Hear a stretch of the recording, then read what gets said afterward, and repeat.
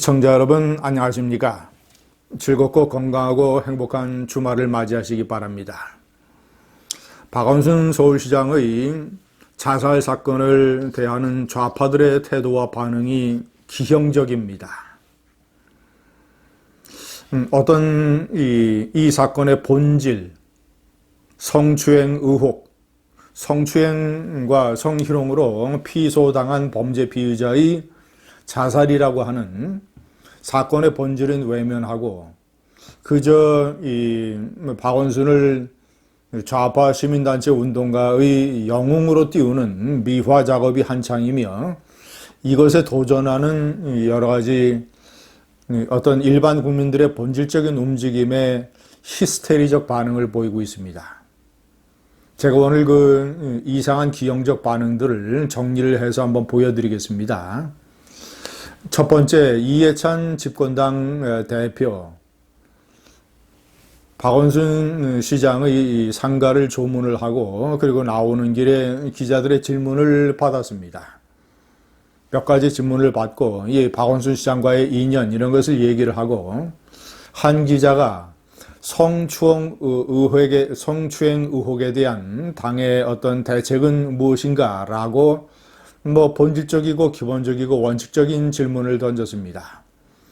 그런데 버럭 화를 내면서 그게 이 자리에서 하는 예의냐?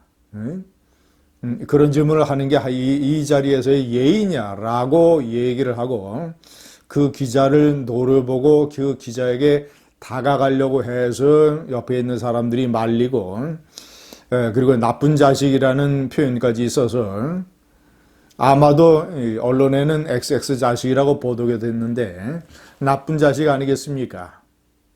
이런 식의 거의 조폭 보스 같은 이런 반응을 보였습니다.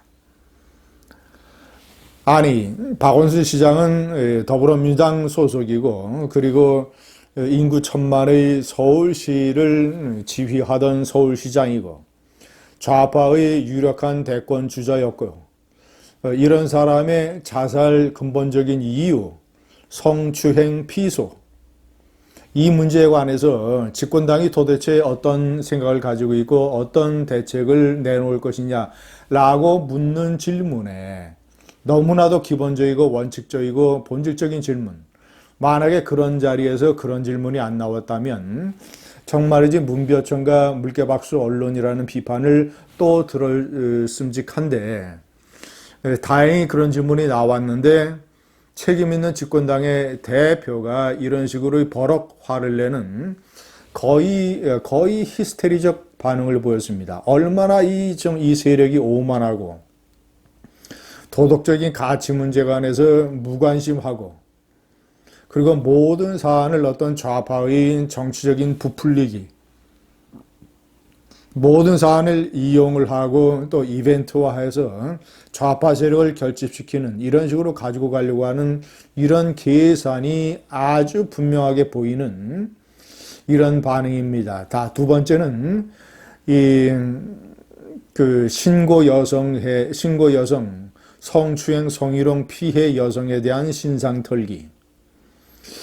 구체적으로 그 사람이 변호사를 대동을 해서 서울지방경찰청에 고소를 하고 바로 옆에 있는 건물에 가서 자정넘게까지 조사를 받고 그 고소장과 조사 내용이 일부 언론에 보도된 바에 따르면 대단히 성추행과 성희롱의 혐의가 구체적입니다.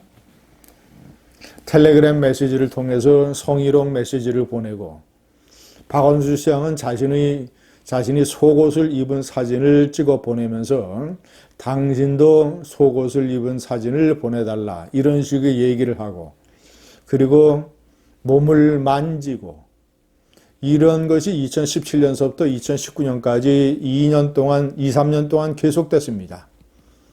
그 여성의 주장에 따르면 다른 피해자들도 있는데 박 시장이 무서워서 나서질 못한다. 아주 구체적입니다. 그런데 이 박원순 시장과 이 문재인을 지지하는 이 좌파 극렬 지지자들이 주로 이런 웹사이트 같은 데서 특히 김어준이가 운영을 하는 딴지일보라는 웹사이트에서 김어준은 박원순의 혜택을 가장 결정적으로 받은 사람입니다. 박원순이가 좌파 이 서울시와 교통방송을 좌파의 물주로 만들어서 김어준이에게 대표적인 이 라디오 프로를 준 것, 물론 주진우도 하나 받았습니다만은 김어준은 박원순으로부터 엄청난 경제적인 혜택을 받았던 인물입니다. 그 김어준이가 만든 딴지일보라고 하는 웹사이트에 이런 많은 사람들이 글을 올려서 그 피해 여성을 공격을 합니다. 바퀴벌레처럼 숨지 말고 떳떳하면 나와서 얘기를 해라. 뭐 이런 식으로. 그러니까 어떤 피해 여성이 지금 가지고 있을 트라우마, 내가 고소를 해서 박원순 시장이 극단적인 선택을 했다. 나에겐 책임이 없는가라고 하는 피해 여성이 가지고 있을 법한 그런 트라우마의 약점을 공격을 하는 것이죠. 이것이 대표적인 제2차 가해입니다.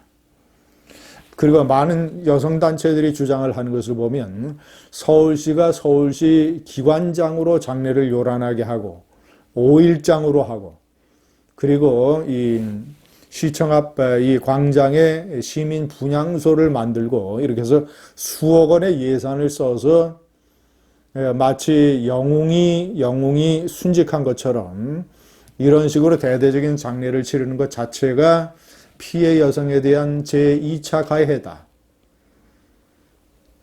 성추행이라고 하는 문제의 본질은 덮여지고 그저 마치 박원순이가 억울한 죽음을 당한 것처럼 좌파가 박원순을 지켜주지 못해 미안한 것처럼 이런 식으로 이 요란한 장례가 특히 이 피해 여성에 대한 2차 가해라는 여성단체들의 주장이 많습니다. 제가 3번에 명기를 했습니다만은 청와대 청원에 서울시 기관장으로 한다는 것에 반대한다는 청원이 현재 32만 명이 넘었습니다. 이 장례는 5일장으로 서울시 기관장으로 한다는 것은 서울시와 유가족들이 협의를 해서 결정한 것이라고 합니다. 저는 참으로 문제가 많다고 생각합니다. 어저께 동영상에서도 얘기했지만 샤를르 드골 대통령이 소박한 가족장으로 해달라는 유서를 남긴 것, 정반대로 노회찬 때는 정의당이 국회에 마구 요구를 해서 국회장이라고 하는 어처구니없는 장례를 치르게 만든 것. 자, 이번에도 유가족들이 요구를 했는지 최소한 유가족들이 반대를 하지 않아서 서울시 기관장이라는 5일장으로 치러지게 된다는 것. 자, 기관장을 한다는 근거라고 서울시가 얘기하는 걸 들어보십시오. 행정안전부가 제작한 정부 의전 편람에 나오는 내용은 기관장에 대해서 기관의 장이 재직 중 사망한 경우나 기관 업무 발전에 특별한 공로가 있는 공무원이 사망하였을 때 거행하는 것이 일반적이다. 재직 중 사망이나 기관 업무 발전에 특별한 공로가 있는 공무원이 사망했을 때.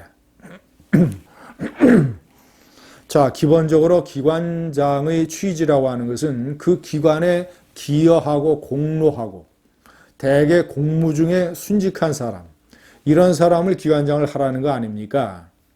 뭐 공무 시간 외에더라도 평상시에 그 기관을 위해서 열심히 일했다가 공무 시간 외에 예를 들자면 교통사고나 아니면 질병으로 사망한 경우, 이런 경우도 인정이 되겠죠. 그러나 이번에 박원순의 경우처럼 성추행 의혹 고소를 받자마자 하루 만에 자살을 해버린, 자, 이것은 검사 출신이자 변호사 출신인 박원순 시장이 왜 몰랐겠습니까?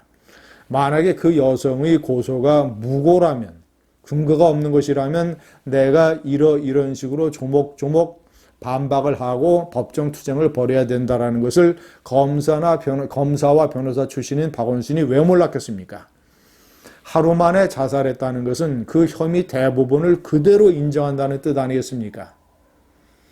자, 그러면 성추행 피의자요. 만약에 자살이 없었다라면 기소가 돼서 성추행 피고인이 되는 것이고, 법원에서 유죄 판결을 받을 것이니까 성추행 범죄 전과자가 되는 것입니다. 그런 사람에게 이런 정부 의전 편람에 나오는 기관장을 적용을 할 수가 있습니까? 기관 의전 편람의 취지와 정반대 반대로 박원순 사건에 대한 이 좌파의 기형적인 반응이 또 한 번 충격적입니다. 감사합니다.